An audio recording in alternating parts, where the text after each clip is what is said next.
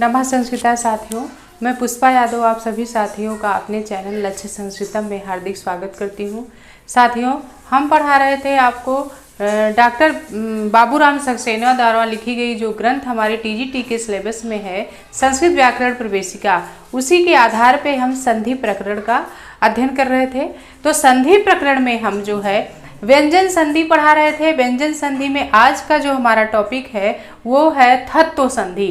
तो थत्व संधि, आइए चले हम थत्व संधि क्या कहती है, आज हम थत्व संधि का अध्ययन करेंगे। तो थत्व संधि में सबसे पहले हम देखेंगे साथियों इसका सूत्र। तो थत्व संधि का सूत्र है उधा अस्था स्तंभो पूर्ववस्। उधा अस्था स्तंभो पूर्ववस् सूत्र साथियों हमारा क्या कह रहा है, ये कह रहा है यदि उद के बाद, उद एक उपसर्ग है, उद ये उद उपसर्ग है के बाद अस्था शब्द आवे या स्तंभ शब्द आवे तो सा के स्थान पर था आदेश हो जाता है। ऐसा हमारा कौन सा सूत्र कह रहा है, उदा अस्था स्तंभो पूर्वोस सूत्र कह रहा है कि यदि उद के बाद अस्था या स्तंभ शब्द आवे तो सा के स्थान पर था आदेश होता है। लेकिन इसी के साथ हम एक सूत्र और अध्ययन करेंगे, झरो झरी सवर्णे। झरो झरी सवर्णे एक सूत्र है जो कहता है यदि झर प्रत्याहार के बाद, क्या है, झर प्रत्याहार के बाद यदि झर प्रत्याहार का वर्ण आवे तो सा के स्थान में आदिष्ट था का लोप हो जाता है। यानी थत्व संधि में हमें दो सूत्रों को पहले समझना होगा। पहला सूत्र हमारा है उदाह अस्था स्तंभो पूर्वोस से, और दूसरा सूत्र जस्ट उसी के बाद है झरो झरी सवर्णे। बाबूराम सक्सेना में आपको दिया गया है कि उदाह अस्था स्तंभो पूर्वोस, फिर उसी के बाद अगला सूत्र हमारा झरो झरी सवर्णे है। उदाह अस्था स्तंभो पूर्वोस सूत्र कहता है उद के बाद, यानी उद एक उपसर्ग है, उसके बाद अस्था आए या स्तंभ शब्द आए तो सा के स्थान पर क्या हो जाता है, था आदेश हो जाता है। फिर उसी के बाद दूसरा सूत्र हमारा जो कहता है झरो झरी सवर्णे कि झर प्रत्याहार के बाद यदि पुनः झर प्रत्याहार का कोई भी वर्ण आता है तो सा के स्थान पर जो आदिष्ट था है उसका लोप हो जाता है। अब इसको कैसे समझ में आएगा, तो आइए चलते हैं हम इसको समझाते हैं उदाहरण के द्वारा। तो उदाहरण के द्वारा साथियों हम इसको समझते हैं, तब ये हमारे समझ में आएगा। उदाह अस्था स्तंभो पूर्वोस और झरो झरी सवर्णे। तो आप जब भी बैठा करिए वीडियो देखें आप लोग, तो आप अपने हाथ में पेन और कॉपी जरूर लेके बैठिए और उसके साथ ही बाबूराम सक्सेना को जरूर ले लिया करिए। पहले आप इन जो है परिभाषा को आप पहले जैसे हम लिखे हैं ब्लैक बोर्ड पे, इसी तरह से आप अपनी किताब कॉपी में लिख लीजिए। पहले उदाह अस्था स्तंभो पूर्वोस सूत्र का हेडिंग डाल के इसके अंतर्गत ये परिभाषा लिखिए। यदि उद के बाद अस्था या स्तंभ शब्द आवे तो सा के स्थान पर था आदेश हो जाता है। फिर झरो झरी सवर्णे सूत्र का हेडिंग डाल के लिखिए, झर प्रत्याहार के बाद यदि झर प्रत्याहार का वर्ण आवे तो सा के स्थान पर आदिष्ट था का लोप हो जाता है। अब इसको हम उदाहरण के द्वारा समझते हैं। तो इसमें हमारा उदाहरण है जैसे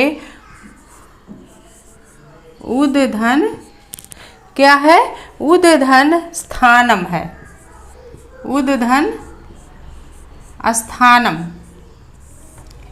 उदधन स्थानम में साथियों अब क्या है, सूत्र के अनुसार उदाह अस्था स्तंभो पूर्वो सूत्र हमारा कह रहा है कि उद के बाद, ये उद उपसर्ग है, इस उद के बाद क्या आए, अस्था शब्द आए अथवा स्तंभ शब्द आए। तो यहाँ उद के बाद अस्था शब्द आया, स्थानम में अस्था शब्द आया है, तो अगर आता है तो सा के स्थान पर था आदेश हो जाता है। तो यहाँ उद है, उद एक उपसर्ग है, उद के बाद अस्था शब्द आया है, यही आया है ना। तो कह रहा है इस अस्था में जो ये सा है, अस्था का पहला शब्द क्या है, ये सा आधा है, इस सा के स्थान पर कौन सा आदेश हो जाएगा, था आदेश हो जाएगा। किस सूत्र से हो जाएगा साथियों, उदह स्था स्तंभो उदः स्था स्तंभो पूर्वस्य सूत्र से। इसको बहुत ध्यान से समझिएगा तब समझ में आएगा।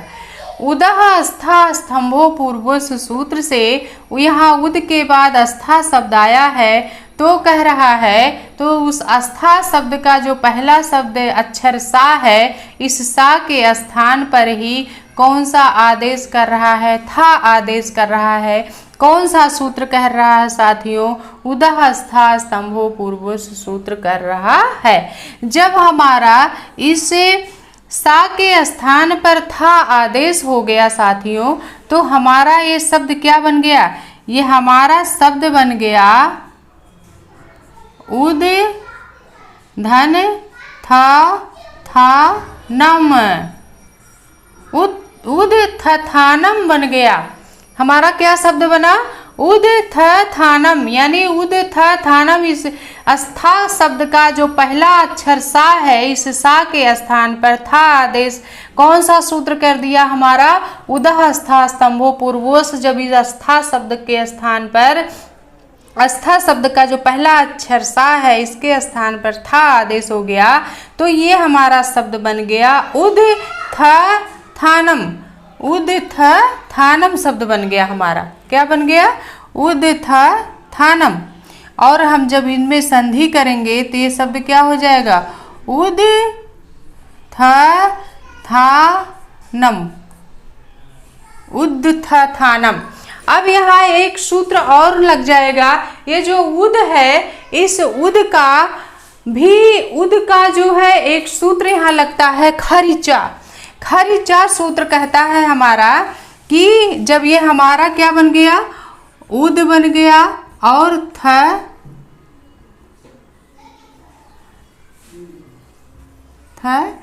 थानम शब्द जब हमारा ये बना, तो ये खरीचा एक सूत्र है। वो कहता है यदि खर प्रत्याहार के बाद क्या है? सॉरी, झल प्रत्याहार के बाद खर प्रत्याहार का कोई वर्ण आता है तो झल के स्थान पर चर आदेश हो जाता है।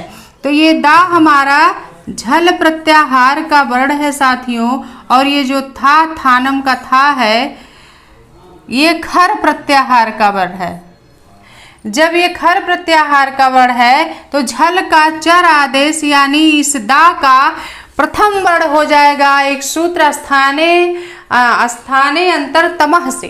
स्थाने अंतरतमः से जो स्थानी का सबसे नजदीक सटीक उच्चारण स्थान जो वर्ण होता है, उस वही आदेश हो जाता है। तो स्थाने अंतरतमः से इस दा का सबसे पास का जो वर्ण हमारा है ता है, तो चर आदेश में इस दा का पहला वर्ण चा है, इस दा का पहला वर्ण ता है। ये चर प्रत्याहार का वर्ण है, यानी चर प्रत्याहार में वर्ग का पहला वर्ण आता है। चटतौ से चटतौ, जो माहेश्वर सूत्र हमारे हैं, आयुड़ रिलरिक ए औंग ऐ औज हैवरट लड़ यमगणनम झभय घड़घस जब गणदस खप छठत चटतौ, यानी खप छठत में का जो सूत्र है चटतव, वा को हलंत युक्त वर्ण है, उसको नहीं गिना जाएगा। फिर क पाय सार ससर के रा तक का चर प्रत्याहार में वर्ण आते हैं और हर वर्ग का पहला वर्ण आता है और तीनों ऊष्म वर्ण आते हैं। तो यहाँ दा जो है दा वर्ण है, तो इसी दा का प्रथम वर्ण यहाँ ता आदेश हो करके हमारा ये शब्द क्या बन जाएगा? इस दा का जब ता हो गया तो ये उत्त हो गया धन था नम, और शब्द हमारा बन गया उत्थानम। ये हमारा शब्द बना। क्या शब्द बन गया हमारा? ये हमारा शब्द बना। जब इस झल प्रत्याहार का चर आदेश, किस सूत्र से चर आदेश हो रहा है साथियों? खरीचा सूत्र से। खरीचा सूत्र को हम आगे बताएंगे, आगे बाबूराम सक्सेना में दिया है, हम इसको और आगे से अच्छे से समझाएंगे। अभी आप इतना समझिए कि इस दा का चर आदेश हो जाता है अपने आप। इस दा का जब चर आदेश हो गया तो इस दा के स्थान पर ता आदेश हो जाएगा। ये जो उद का दा है तो ये उद ना होके उत हो जाएगा। क्या हो जाएगा? जब ये हमारा उत हो गया तो उत थानम, उत्थानम शब्द बना। अब आगे हमारा अगला सूत्र लगेगा झरो झरी सवर्णे। तो हम अब झरो झरी सवर्णे सूत्र का यहाँ कहाँ ये नियम लग रहा है, झरो झरी सवर्णे सूत्र का, इसको हम समझा रहे। पहले हम इतना तो आपके समझ में आ गया होगा, अब इसके आगे का सूत्र हम बता रहे हैं। इसके आगे झरो झरी सवर्णे कैसे लगेगा, तो हम पहले यहाँ जगह नहीं है इसलिए हम इसको साफ करके बता रहे हैं।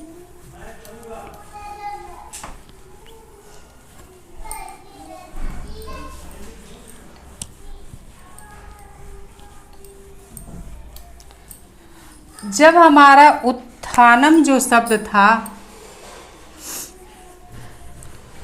उद्धन स्थानम, उद्धन स्थानम में जब उद के बाद यहाँ सा आया है, उद के बाद सा आया है, तो इस अस्था शब्द आया है, तो अस्था का जो अस्था शब्द में जो पहला अक्षर सा है, इस सा के स्थान पर था आदेश किस सूत्र से हुआ था?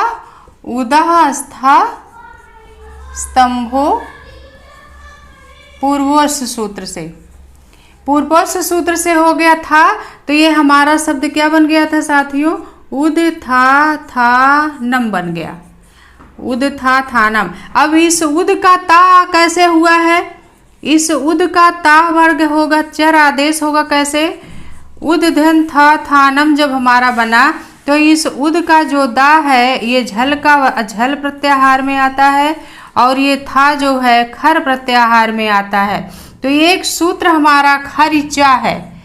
खरिचा हमारा सूत्र कह रहा है यदि झल के बाद खर प्रत्याहार का वर्ण आए तो झल के स्थान पे चर आदेश। तो इस झल जो दा है, इस दा का पहला अक्षर जो ता है ये चर प्रत्याहार में आता है। तो इस दा का चर प्रत्याहार का वर्ण चर आदेश कर रहा है। कौन सा सूत्र? खरिचा सूत्र कर रहा है। इस दा का ता वर्ग क्यों होगा? अगला एक सूत्र और स्थाने अंतर तमह से होता है, लेकिन आप यहाँ समझिए इस दा वर्ग का पहला अक्षर ता होकर के उत्थानम शब्द हमारा बना।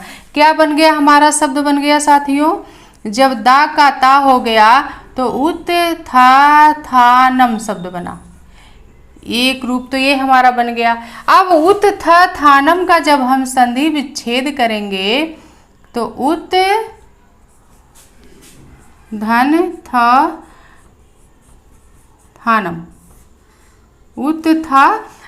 का जब हम संधि विच्छेद करेंगे तो उत के बाद करा यदि झल प्रत्यय अगला, अभी हमने इसके पहले एक सूत्र लिखा था झरो झरी सवर्णे। झरो झरी सवर्णे सूत्र कह रहा था हमारा कि झर के बाद यदि झर प्रत्याहार का वर्ण आता है तो क्या हो जाता है? सा के स्थान पर आदिष्ट था का लोप हो जाता है। तो यहाँ झर प्रत्यय ये जो ता है ये किस प्रत्याहार में आता है? ये ता भी झर प्रत्याहार का वर्ण है। ये ता हमारा किस प्रत्याहार में आता है? झर प्रत्याहार में आता है। और थानम का जो ये था है ये भी हमारा झर प्रत्याहार में आता है, यानी ये भी हमारा किस प्रत्याहार का वर्ण है?